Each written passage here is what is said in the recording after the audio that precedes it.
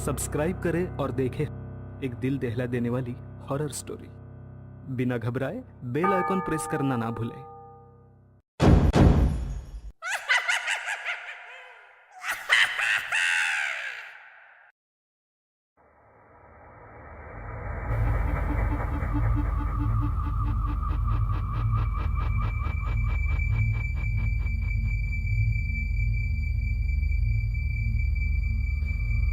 मैं उस डरावनी रात को कभी नहीं भूल सकता जिस रात मैंने मेरा सबसे अच्छा दोस्त खो दिया। सूरज पाटिल नाम था उसका। सूरज और मैं बचपन से एक दूसरे के साथ थे। दोस्त कम भाई ज्यादा था वो मेरा। 10वीं कक्षा के बाद हम दोनों ने लातूर के एक प्रतिष्ठित कॉलेज में प्रवेश लिया। हमारे लिए लातूर शहर अनजान था, पर कुछ ही दिनों में हम उस शहर का चप्पा चप्पा जान गए, क्योंकि सूरज और मैं दिन भर शहर में बाइक पर घुमा करते थे। पर एक दिन वही रोज रोज शहर में घूमकर हम बहुत ज्यादा बोर हो चुके थे। इसलिए एक रात हमने लॉन्ग ड्राइव पर जाने का फैसला किया। भाई चल, कामे गांव के जंगल में लॉन्ग ड्राइव पर चलते हैं। सुना है उस जंगल का रास्ता मक्खन की तरह मुलायम है। हम कामे गांव के जंगल की तरफ कभी नहीं गए थे, पर हमने सिर्फ इतना सुना था कि कामे गांव का जंगल सिर्फ नाम का जंगल है, क्योंकि वहां हरे भरे पेड़ों के सिवाय कुछ नहीं था। क्योंकि उस जंगल में जो भी जंगली जानवर थे वे शिकार के कारण खत्म हो चुके थे। इसलिए रात में लॉन्ग ड्राइव पर जाने के लिए वो जंगल एकदम सेफ था। और ऊपर से उस रात पूर्णमासी की रात थी, मौसम भी अच्छा था। इसलिए मैं सूरज के साथ कामे गांव जंगल में जाने के लिए राजी हो गया। रात के 11 बजे हम कामे गांव के जंगल में दाखिल हो गए। हमने जैसे सुना था वैसे ही जंगल का रास्ता एकदम मक्खन की तरह मुलायम था। हमारी बाइक हवा से बातें करने लगी थी। वाकई बहुत मजा आ रहा था। पर मुझे इस बात की हैरानी हो रही थी कि हम जंगल के इतने अंदर दाखिल हो चुके थे, पर तब भी हमें रास्ते में एक भी गाड़ी दिखाई ना दी थी। जंगल का पूरा रास्ता सुनसान पड़ा हुआ था। तभी रास्ते में हमें एक पुल दिखाई दिया। सूरज ने उस पुल के बीचों बीच बाइक रोक दी। वो अंग्रेजों द्वारा नदी के ऊपर बनाया गया 100-200 साल पुराना ब्रिज था। पुल के बाजू में एक बड़ा सा बोर्ड लगा हुआ था और उस पर लिखा था सेंट जॉर्ज ब्रिज। हम दोनों पुल पर गए और खड़े हो गए। पुल के नीचे से नदी बह रही थी। पुल से कोमल हवा बह रही थी। पुल के नीचे बहती नदी के पानी में चांद दिखाई दे रहा था। माहौल बहुत खुशगवार था। लेकिन इतने में दूर कहीं जंगल में से एक भेड़िए की रोने की आवाज आई।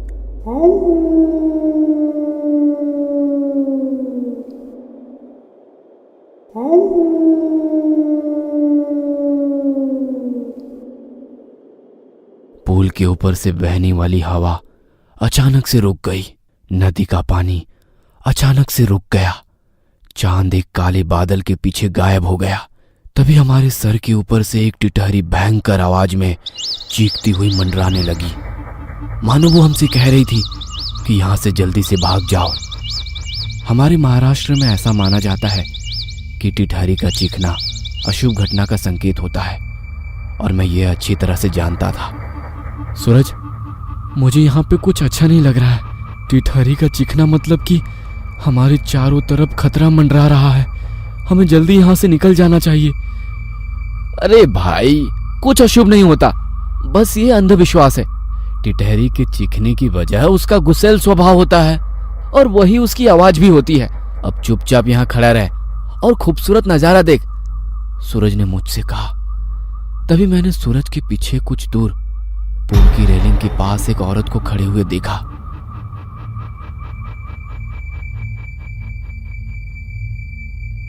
दूर से तो वो दिखने में सुंदर लग रही थी,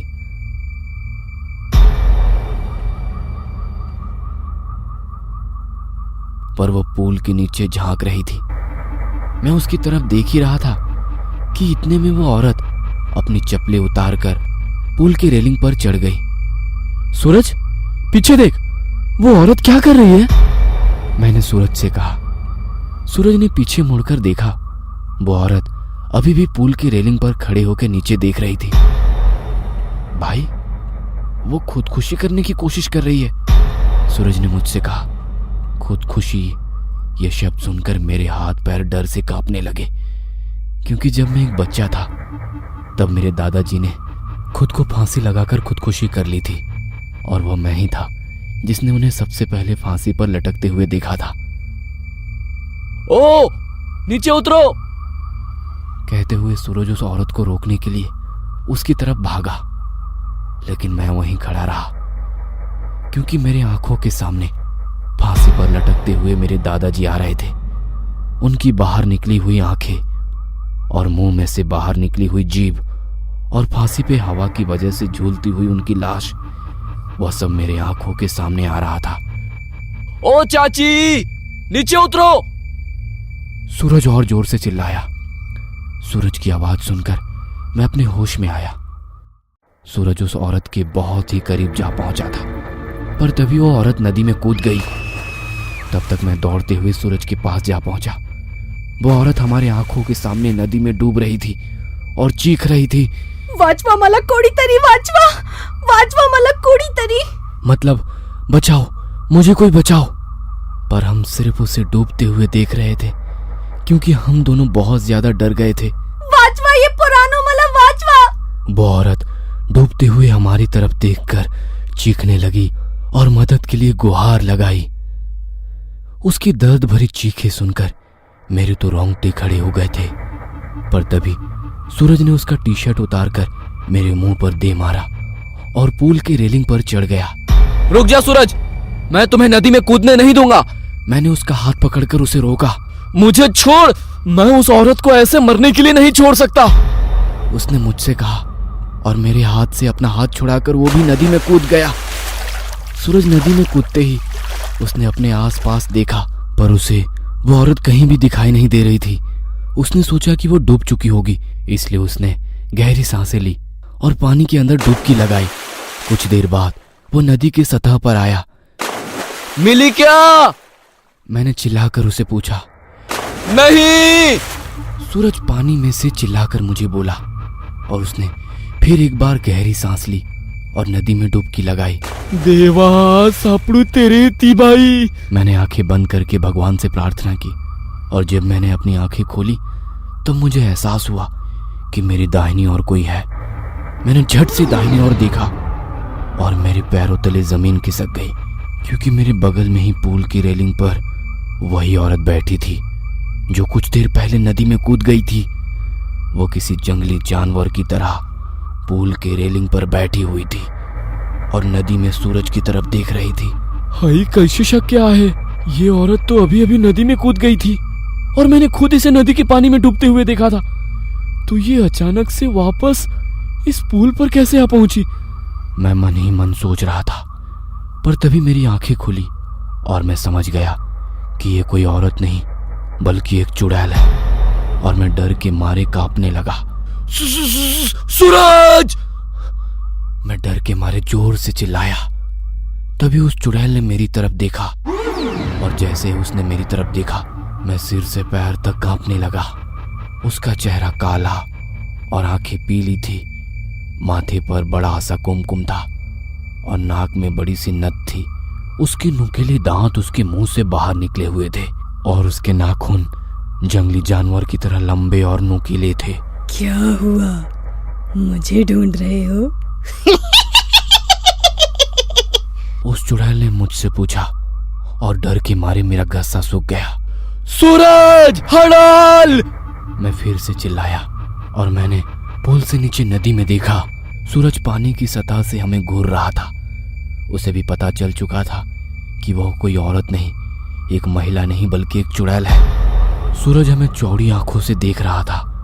मैंने सोचा कि यह चुड़ैल अब मुझे इसी पुल पर चीर फाड़ कर मार देगी और फिर मेरे कच्चे मांस को चबा चबा कर खा जाएगी, क्योंकि मैं अकेले ही उसकी पकड़ में आ गया था और डर के मारे मैंने अपने पेंट में पेशाब कर दी। डरो मत, मैं तुम्हें नहीं, उसे अपने साथ नदी में ले जा रही हूँ।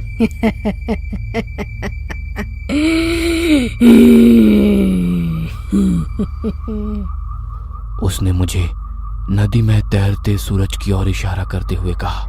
जब मैंने ये सुना तो मेरा दिल डर से दहल उठा। वो पानी में सूरज को अपने साथ ले जा रही थी।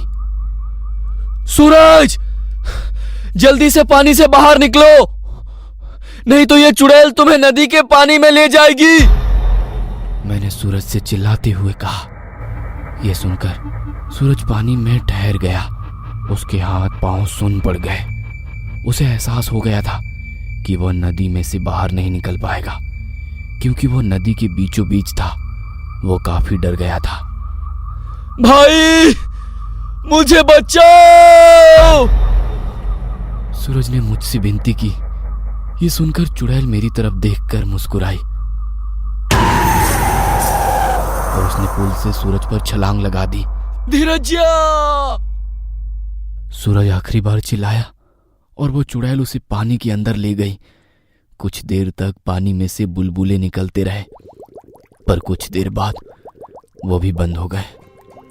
मैं आंखें फाड़ फाड़ कर नदी के पानी में देख रहा था और सूरज को पुकारता रहा, पर इतने में मुझे नदी के पानी में खून दिखाई दिया। मेरी आंखों में आंसू आ गए और मैं समझ गया कि उस चुड़ैल ने सूरज को मार दिया है। मैं वो सदमा बर्दाश्त ना कर सका। मेरी आंखों के सामने अचानक अंधेरा छा गया और मैं उसी जगह पर बेहोश हो गया। जब मुझे होश आया तब सुबह हो चुकी थी। मैं 4-5 लोगों से घिरा हुआ था। पुल पर काफी सारी लोगों की भीड़ जमी हुई थी। लोग पुल के नीचे झांक कर देख रहे थे। मैं उठकर पुल के पास गया और देखा कि नदी के किनारे पानी में सूरज की लाश तैर रही थी। उस चुड़ैल ने बड़ी ही बेदर्दी से उसके सीने से दिल निकाल लिया था। मेरा सबसे अच्छा दोस्त मुझे छोड़कर चला गया था। उस दिन मुझे कामे गांव के लोगों से पता चला कि वो उस नदी में 100-200 साल पहले से ही एक चुड़ैल का वास था। असल में हुआ ये था कि अंग्रेजों के जमाने में एक अंग्रेज अफसर ने सुंदरा नाम के एक औरत का बलात्कार किया था। ये बात आसपास के सब गांव में फैल गई थी। इसी कारण सुंदरा से गांव की कोई भी औरत बात नहीं करती थी, क्योंकि सब लोग कहते थे कि उसकी पवित्रता नष्ट हो चुकी है, अब वो अपवित्र हो गई है। गांव के लोग उसे हर दिन ताने मारते थे। कुछ दिन बाद सुंदरा के पति ने भी उसे छोड़ दिया। तब सुंदरा अपने मायके चली आई। कामे गांव ही उसका मायके था, पर वहां भी उसे बहुत सारी बेइज्जती झेलनी पड़ी। वो लोगों के हर रोज के ताने सुनकर तंग आ गई थी। इसी वजह से एक दिन पूर्णमासी की रात सुंदरा ने कामे गांव के सेंट जॉर्ज ब्रिज से नदी में कूदकर खुदकुशी की। मरने के बाद वो चुड़ैल बन गई। हर पूर्णमासी की रात सुंदरा सेंट जॉर्ज ब्रिज पर आती थी और लोगों को इसी तरह कपट से अपना शिकार बनाती थी।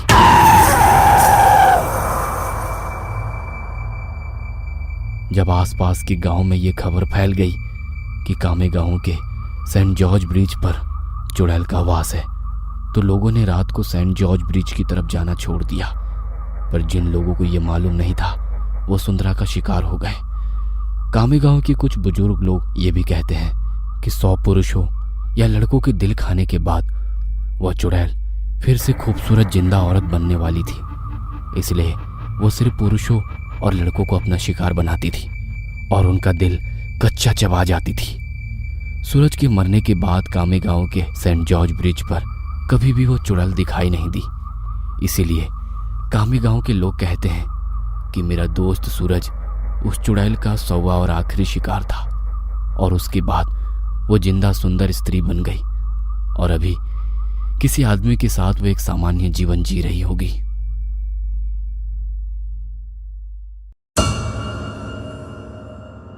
ये कहानी आपको अच्छी लगी हो तो हमें सब्सक्राइब करें। हमारा इंस्टाग्राम और फेसबुक पेज जरूर फॉलो करें। अगर आपके पास ऐसी ही कोई कहानी हो तो हमें कमेंट बॉक्स में भेजें। हम कोशिश करेंगे कि अगली एनिमेटेड स्टोरी आपकी होगी।